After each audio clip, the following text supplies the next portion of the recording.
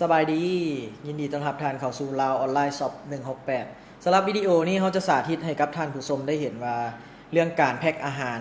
โดยการใส่เครื่องรีดถุงยางเนาะเป็นเรื่องที่ว่าง่ายที่สุดในปัจจุบันนี้จะช่วยในการรักษาอาหารของท่านให้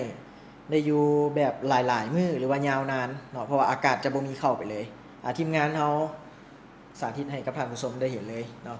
ธงที่เขาจะรีดนี่ก็คือเป็นไนท์ตะเวนเนาะรีดเข้าไปเลยปกติไนท์ตะเวนนี่ถ้าอยู่หลายๆมื้อนี่จะมีกลิ่นบูดเนาะท่านผู้ชมเนาะมีกลิ่นบูดกลิ่นขิวอาจจะเฮ็ดให้การบริโภคบ่ได้ดีพอเท่าที่ควรเนาะฉะนั้นเราต้องรีดแบบนี้โดยการแพ็คแบบนี้อากาศจะบ่มีการหมุนเวียนเข้าไปเลยอาหารของทานก็สิเกาะห้อยขายได้หลายมื้อหลายวันถือว่าอยู่ดีเลยเพราะว่าสิเป็นประเภทอาหารแห้งเนาะหรือว่าเป็นประเภทอาหารเปียกก็สามารถแพ็คแบบนี้ได้เนาะคือท่านผู้ชมหลายๆคนคิดว่าแพ็คอาจจะได้น้อยเนาะที่จริงแล้วสำหรับทานที่ว่าใช้เป็นการแพ็คอาหารใน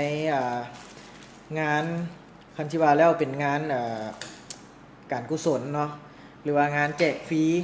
หรือว่าบางงานเป็นงานขึ้นเฮือนใหม่เพิ่นเฮ็ดห่อขนมข้าวต้มเนาะสามารถนำใส่เครื่องนี้แพ็คได้เลยค่อนข้างประหยัดเวลาอีหลีเนาะท่านผู้ชมเนาะ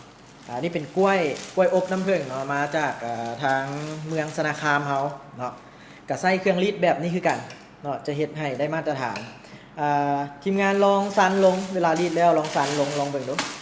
บ่มีโลเลยเนาะค่อนข้างแน่นเอาเข้ามาใกล้ๆให้กับท่านผู้ชมได้เห็นหอยรีดค่อนข้างน้อยหลายเนาะแล้วก็งามเนาะเอิ้นว่าได้มาตรฐานเลยเนาะท่านผู้ชมเนาะแล้วมาข้อนี้การสาธิตของเขาก็หมดเพียงพอเท่านี้เนาะขอขอบใจกับท่านผู้ชมที่ว่าให้เกียรติติดตามรับชมตั้งแต่ต้นจนจบท่านใดที่ว่าสนใจก็สามารถติดต่อเข้ามาได้ที่เบอร์020 590 22 168จ้ะขอขอบใจ